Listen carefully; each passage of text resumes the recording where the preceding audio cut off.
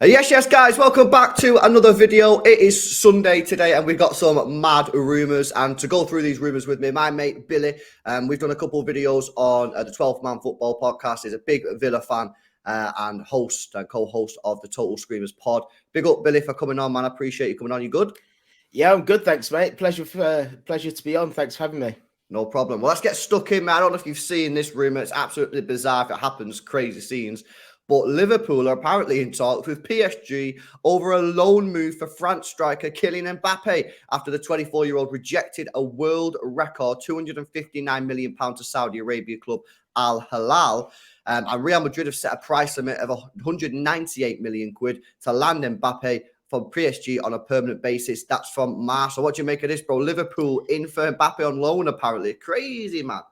Yeah, crazy is certainly one word to describe it, isn't it? From my perspective, I mean, I don't like what's going on in Saudi with the amount of money that's kind of going on. But I'm amazed that someone like Mbappe, I say someone like Mbappe, he's one of the best players in the world, isn't he? But I'm amazed that someone's even been able to reject that offer that they put on the table. It's just mental. Obviously Mbappe wants to go and play at Real Madrid at some point. It's just all up in the air, isn't it? No one really knows what's going on, and I can't see Liverpool wanting to kind of sign him, whether it's a loan move or not, wanting to keep him for a year and then just allowing him to move on after maybe smashing it in the Prem for a season. They're going to want to hold on to that asset, aren't they? Or that's what I would think anyway. And also, what how much would the loan fee be that they'd have to pay PSG? Exactly, because Liverpool's not going to pay Liverpool not going to pay £100 million loan fee. So if they're only going to pay, say, like a 10, 15 million pound loan fee, well, PSG might as well just keep him and let him go on a free next year anyway. Yeah, exactly. So yeah, I can't see it happening, to be honest with you. I mean, Liverpool's name were the Premier League club that was, or from what I've seen anyway, that were more likely to get Mbappe more than anyone. Last season, a couple of seasons ago, I can't remember exactly when. But yeah, I just can't see it happening, especially with the money that Liverpool are spending now. I know they've sold Henderson and Fabinho, which has brought a bit of money in, but that money needs to be invested into the positions that they've lost, both of them being midfielders. How poor the midfield was last season anyway. If they get a couple of injuries again this season, then it's going to be the exact same position. It just doesn't make sense from a Liverpool perspective either. No, I completely agree. And on that, Liverpool remain in negotiations with Southampton over Romeo Lavia after seeing an initial bid of 34 million plus 4 million add-ons rejected. That's from the Liverpool Echo. Yeah, obviously Lavia, hot sort of prospects, hot talent. Obviously come up from the Manchester City Academy, and it'll be a brave move if Liverpool go and get it. But I don't know if you've seen this one, Billy. Music mogul Jay-Z is apparently preparing a bid to take Tottenham if the club's owner, Joe Lewis, is convicted of alleged fraud and insider trading. That's from Sunday Express, mate. Everyone's corrupt these days, bro. Everyone's corrupt. Chelsea are corrupt. City are being investigated. United have just been fined. Liverpool hacked our academy system. Everyone, why is everyone cheats, bro? What's going on? Speak for yourselves. Speak for yourselves. I say that now. No doubt Villa will probably get investigated at some point. Mate, everyone's being investigated. It's absolutely insane. But this one's a crazy story. This has been dragging on for some time. I do think this is getting closer and closer. Bayern Munich remain confident of completing a deal to sign Tottenham striker Harry Kane before the transfer window closes.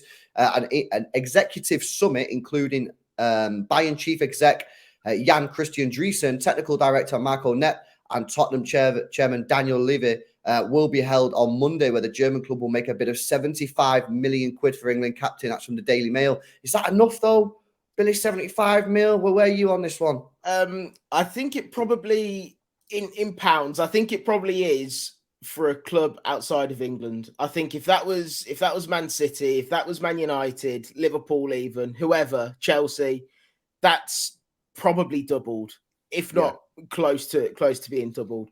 The fact that he doesn't have to play against Spurs will take the pressure off Levy, I think, and it allows him to go to a top club in Germany where they're going to win trophies, have their name in the hat every year for the Champions League. Whether they win it or not is obviously a different matter, but they're going to be in the conversation for winning it. They just start every year. And a player like Kane can propel them to be the Champions League winners even more so. So yeah, I do see it happening at some point. I think Levy's under probably a little bit of pressure to get some money for him because next year he can obviously go on the free. But I'm still somewhat of the mindset that if this move doesn't come off, I think Kane stays at Spurs for the rest of his career because I think You think he everyone. has a new deal? I think he probably does. Yeah, I think he does because a lot of the teams now. I mean, maybe PSG next season. I don't know. It's my thinking of it is, everyone this season has kind of sorted their strikers out. United have signed this Højlund. Maybe he's going to turn out to be a decent player. If he does, then fair enough. You've got Osimhen, who's still there available, who's young, hungry, score goals, has proven that he can score goals as well. All of these teams are kind of filling out their striker positions, and it kind of leaves Kane. I know he's still 30, 31, 32 next season, whatever it is.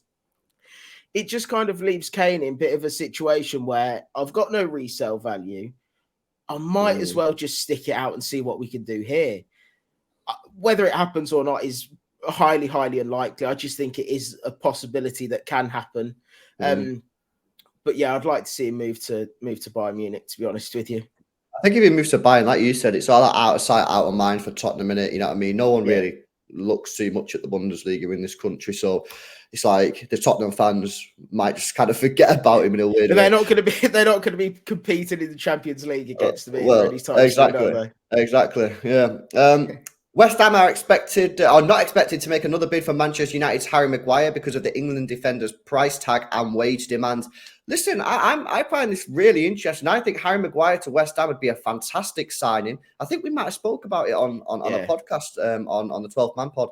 I think the fee, maybe 20 million is a little bit low, but I don't think it's massively out of where he is. He's 30. You got to remember, he's 30 years old. As it just said there, he's on high wages of 190k a week, so you're probably going to have to pay him that.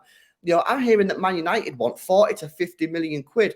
They're not going to get 40 to 50 million quid off anyone, including the Saudis. So, I think United are better just letting him go and taking a massive hit, but get rid of him because he ain't going to play for him either. That's the thing. He's just going to sit on the bench all year, isn't it? Yeah, exactly. I think you've hit the nail on the head, to be honest with you. I think it's crazy for Man United to turn that down. From a West Ham's perspective, I do think it'd be a decent signing as well for them, especially with Moyes in charge. The question would be whether Moyes leaves and then they turn into playing a little bit more out from the back, which obviously Harry Maguire's not great at. But, if David Moyes is going to stay there, which for the time being it looks like he will do, you have to back the manager who's there, don't you? Of course you do, yeah. That's a very David Moyes signing, as I think we mentioned the other day as well. He's good in the air, defensively and attacking the ball, I think. And so, yeah, from corners, from set pieces, look how many goals West Ham score from set pieces.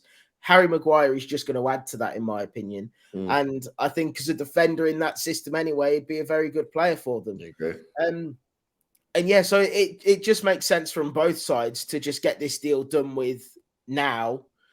But for whatever reason, Man United are trying to hold out for 40, 50 million. It's just barbaric, isn't it? It's just ridiculous. Yeah, I would be very surprised if they got that, to be honest. Let's move on to your club. Aston Villa are plotting a move for 27-year-old Spanish winger Adama Traore, who is a free agent following his departure from Wolves. That's from Football Insider. He's a bit of a mean player, but I guess in the right tactical system, he can be effective. Would you take him on a free, Billy? I wouldn't. No. No, I wouldn't either. We've had him at Villa before. When he was a youngster, and he's not progressed. He was fast and he was strong back then, and he's fast and he's strong today. He doesn't have he can't score, he can't assist. He's just useless outside of running with the ball. I agree. And I would be very, very, very surprised if this came off. For me, this is just paper talk. Just Villa's name just being thrown in the hat by a random journalist. I really don't think that there is any interest in there.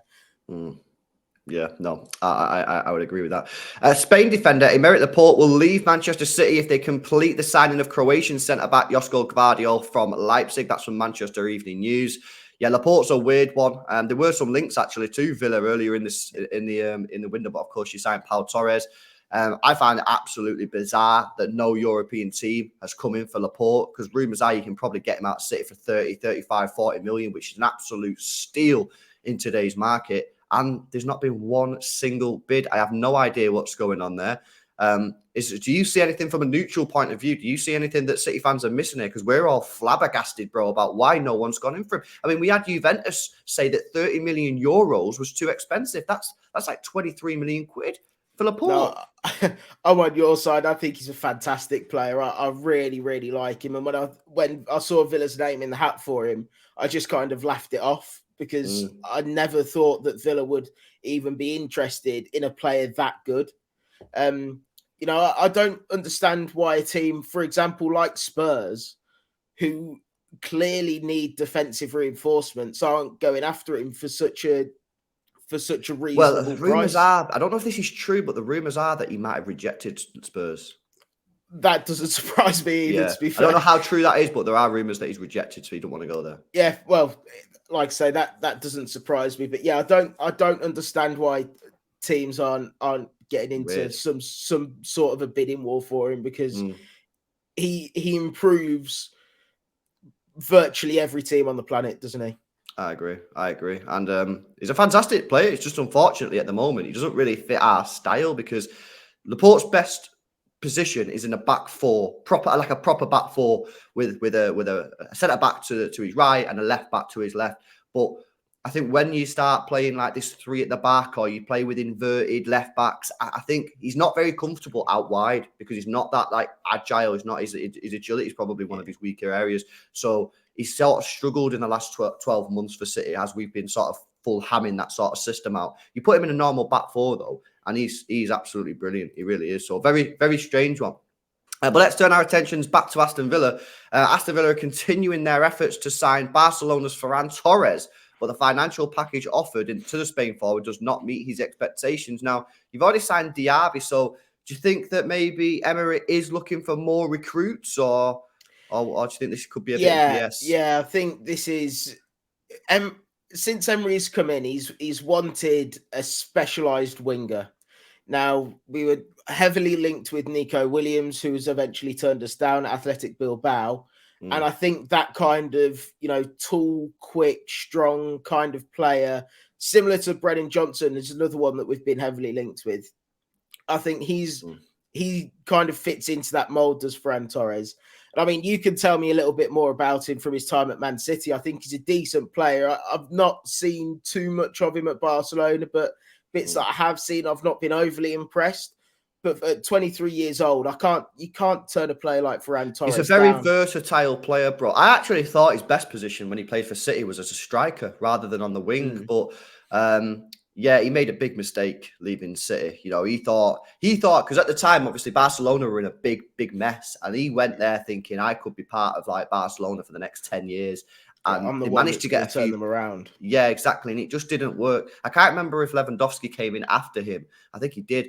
And it just didn't work. And yeah, he definitely regrets leaving City now, because now it looks like Barcelona don't really care for him that much and are happy to sell him. But he wants to stay as well, apparently. Of course he does, because I think he knows that if wherever he's going, it ain't going to be like a Manchester City or a Barcelona. He's going to take a step down. You know what I mean? With respect to Villa, he could have been at City, still at City, and he could end up at like a Villa or a club that's in the Conference League, Europa League. He made a big mistake leaving Manchester City, and he's paid the price. But he is a good player, and he's still very young. And if you can get him for the right price, I think that is a good addition to any squad. But obviously, what is that price? That's the big question. Yeah, exactly. And the final one here, Monaco have agreed a £17 million deal with Southampton to sign Ghana defender Mohamed Salah. That's from the Daily Mail again. Good player, I like Salah. But before we wrap up, Billy, give us sort of like your take on Villa. You've got a couple players in. You've got Diaby in. You've got Pau Torres in. You got Tielemans on a free. You spent 88 million euros so far. And of course, it seems that there's still money to be spent at Villa. I've said on my videos, since I've been doing these videos, and chat will agree, I've been saying this, I think Villa are one of the most exciting teams in the league. However, sometimes, right, every year you go into the Premier League and there's always that one team where you're like, this team could do sick this year. And sometimes, or a lot of the time, they actually fail. I mean, you look at West Ham last year. Everyone thought West Ham were going to kick on because the season before they had a great year. Now, of course, they did win the Conference League, but in the league they were poor. How are you looking forward to this season for Aston Villa? Are you excited? And is there any fears that actually you might take a slight dip, given the fact that last year you had a fantastic season? Yeah, I mean, I can't wait for the season to get started at the minute. I mean, I watch us in pre-season. The past 2 games we played against Fulham and Newcastle, we've looked really good, really positive. I mean, the goals that we conceded to Newcastle were all very avoidable, very kind of sloppy goals. And they're the only goals that we've conceded. Or in the summer series, we played against Walsall as well, but let's forget about that one. But yeah, it's I can't wait for the season to get started. I'm really looking forward to it. The squad that we're building at the minute, the 3 players that we bought in, Pau Torres was the only one that I thought that we would really get, mainly because of Unai Emery and his Unai Emery's kind of perception of Pau Torres being a top quality centre back. Apparently, it was his number 1 target since he came in to Villa. That the only player that he really wanted was Pau Torres, and we got him over the line. And out of the 3 that we've signed, he was the only one that I'd really thought that we were going to go and get. The other 2, I'd kind of resigned to the fact that Tielemans is probably going to go to Newcastle or Arsenal. Diaby's probably going to go to Newcastle or Arsenal because they were the only 2 that were really linked with him. And the fact that we've come away with all 3 is just amazing from a Villa perspective, and it's really, really positive because that squad is now really growing. I've said it several times on the 12th man that Villa now need to, or the way that we need to push on is by replacing our first team players with even better players, and our first team players becoming bench players. Yeah, which is what's happening. And we've got that squad now that can really, in my opinion, go and compete for the cups, can go and compete for the Conference League, and we've got enough to also go and compete in the league for top 6, top 7. So it's really, really exciting, and I'm quietly confident. I don't want to come out saying that we're going to win this, that, and the other. I told you, bro. On the 12th man, you get your chest out, man. No, I can't do that. Villa, I love it. I think you could be in for a special season, man. And I really hope so. I just don't want it to come back and bite me on the arse. I know, bro. I know, but this is the game, bro. This is the game that we play, innit? You know what I mean? I know it is, but I can't do that. It just crushed me. No, I know. I think Villa could have a special season. I think you should go all out for that Conference League because I think you could win it.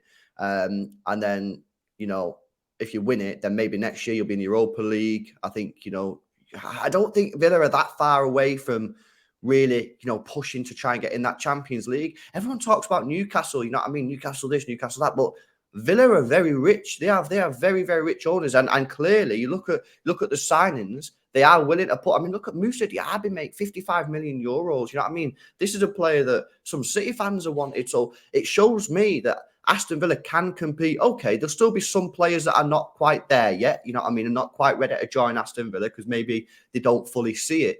But I see the project. I think Unai Emery sees the project. The fans see the project and the owners see the project. So I think it's a fantastic sort of moment for Villa. And let's see what you can do. But I appreciate you coming on the video, mate. Thank bro. you for having me. I'll put the links in the description. Hopefully you guys have enjoyed this video. Let us know your thoughts and comments in the comment section below. Do us a favor, smash a like and subscribe to the channel. Really helps the channel grow. And people, I will see you in the next one. See you tomorrow.